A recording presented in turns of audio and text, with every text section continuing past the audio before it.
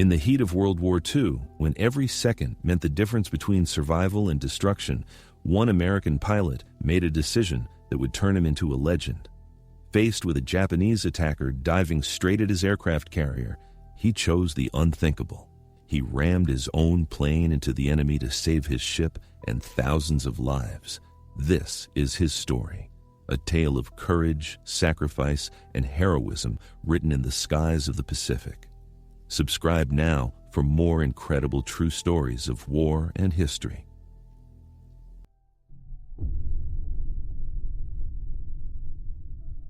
World War II in the Pacific was a brutal and unforgiving conflict. Unlike the battles across Europe, where tanks rolled across fields and soldiers fought street by street, the Pacific was defined by vast empty oceans and tiny islands scattered like stepping stones. Out here, the aircraft carrier was king. These massive floating fortresses projected American air power deep into enemy waters, and without them, the U.S. Navy would have been blind and defenseless. But the Japanese knew this too. By the final years of the war, as their forces weakened and their options narrowed, they turned to a desperate strategy: kamikaze attacks. Young pilots, often barely trained, were sent into the skies with one mission: to crash their aircraft into American ships and take as many lives as possible with them. It was a terrifying tactic, because how do you defend against someone who has no intention of returning home?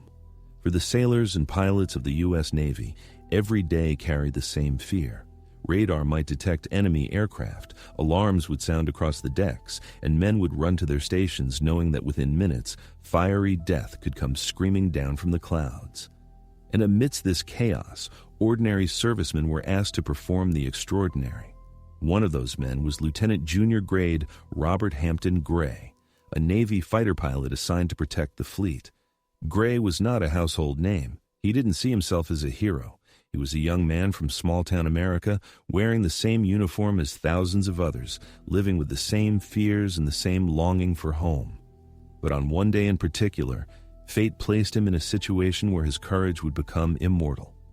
The scene was the open Pacific. The U.S. task force sailed in formation, aircraft carriers at the center, destroyers and cruisers forming a protective ring.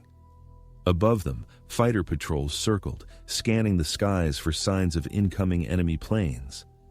On the deck, sailors worked tirelessly to keep planes fueled, armed, and ready for launch.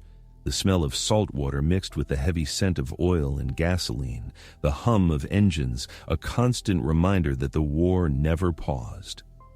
Suddenly, alarms erupted. Radar had spotted incoming Japanese aircraft. Anti-aircraft crews scrambled to their guns, pilots strapped into cockpits, and the fleet braced itself for attack. Within minutes, the sky filled with chaos. Japanese fighters and dive bombers streaked toward the fleet, while American fighters surged upward to intercept. Explosions cracked the air, tracer rounds stitched lines across the sky, and black smoke blossomed where planes were struck. Through the confusion, one Japanese kamikaze broke free. Diving low, hugging the waves, he streaked past the defensive fire and began climbing again, lining himself up with the silhouette of an American aircraft carrier. For the men on the deck, time seemed to slow. They could see the attacker coming.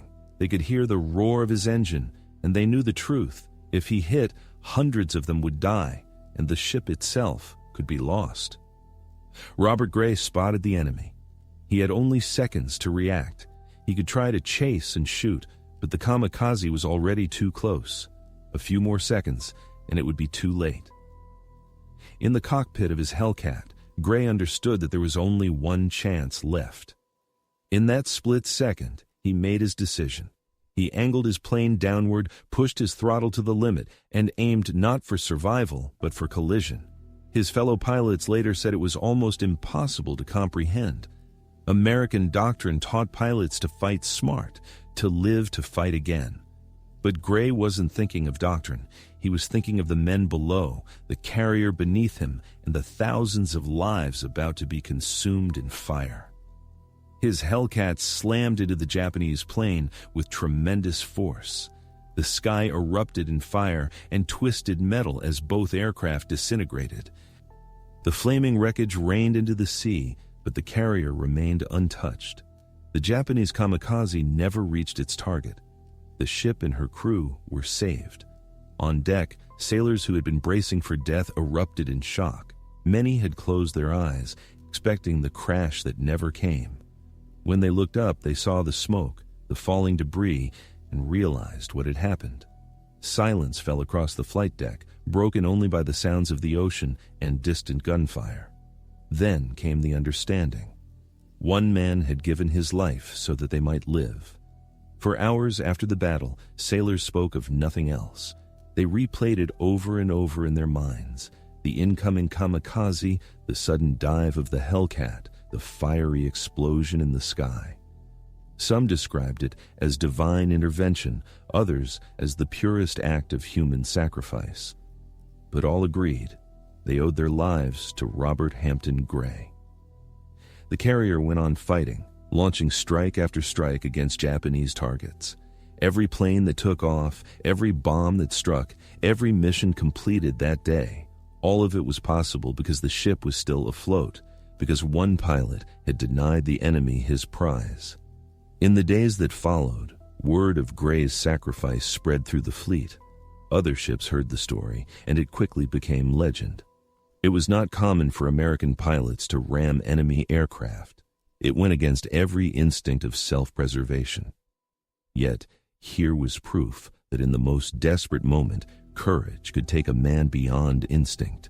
Some historians would later question whether Gray truly intended to ram the enemy, or whether it was a last-second collision in the chaos of combat. But for the sailors who witnessed it, there was no doubt. They believed he made a choice, and whether it was instinct or intention, the result was the same. Their lives had been spared, their ship was still fighting, and they would never forget the name of the man in the Hellcat. After the war, Gray's story lived on. Veterans who had served aboard the carrier told it to their children and grandchildren. His sacrifice appeared in official records, in naval histories, and in the memories of those who had stood on that deck staring at death. His name became synonymous with the kind of courage that cannot be ordered, trained, or planned. It is the courage that rises only in the rarest of moments, when a person chooses the lives of others over their own. And beyond the history books, beyond the medals and honors, his act carried something deeper. It showed that even in a war filled with destruction and cruelty, there were moments of incredible humanity. That even amidst fire and steel, selflessness could shine through. Robert Hampton Gray became a symbol, not just of sacrifice, but of what it meant to fight not for oneself, but for everyone else. For the brothers in arms beside you, for the thousands whose names you may never know, but whose lives depend on your actions. His story became a reminder that one man, in one plane, in one instant, could alter the course of history. And that is why, even today, his sacrifice is remembered. In military academies, in documentaries, in the quiet moments when veterans gather and recall the past, his name still carries weight, because his act of courage transcends the war in which it was born. It is not just the story of a pilot, it is the story of the human spirit at its most unyielding. The story of Robert Hampton Gray reminds us that war is not just measured in battles and victories, but in the choices of individuals. In a single moment, he chose to give his life so that others might live. He didn't act for glory or recognition or medals. He acted because in that split second, he knew there was no other way to save his comrades and his ship. This is what makes his sacrifice stand apart. Unlike the kamikazes who flew to die, Gray flew to protect. His mission had been survival, yet when survival was no longer an option, he chose purpose. That is what transformed him into a legend. His act of courage was not forgotten. The carrier he saved continued to fight, and the men whose lives he spared carried his memory long after the war ended. Generations later, we still tell his story because it speaks to something far greater than a single battle. It speaks to the power of selflessness, of duty, of the human spirit in its most heroic form. Today, when we look back at the chaos of the Pacific War, amidst the fire and destruction, we see his story shining like a beacon. One pilot, one decision, one sacrifice, and thousands of lives spared. And perhaps the greatest lesson we can take from it is this: sometimes, history is not shaped by grand strategies or vast armies, but by one person in one moment choosing courage over fear.